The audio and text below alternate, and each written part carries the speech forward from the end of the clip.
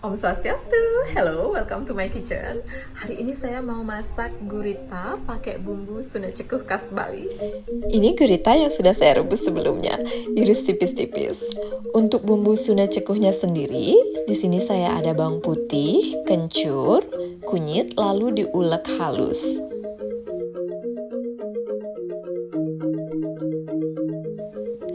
Panaskan minyak, masukkan bumbu yang sudah diulek tadi, aduk-aduk sampai wanginya keluar, lalu tambahkan garam, gula, dan penyedap.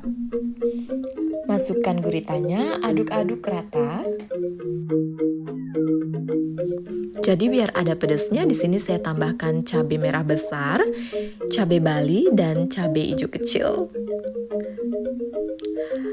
Aduk-aduk sampai benar-benar bumbunya itu mateng dan juga guritanya warnanya kuning kecoklatan.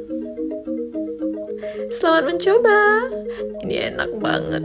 Happy cooking, matur suksema.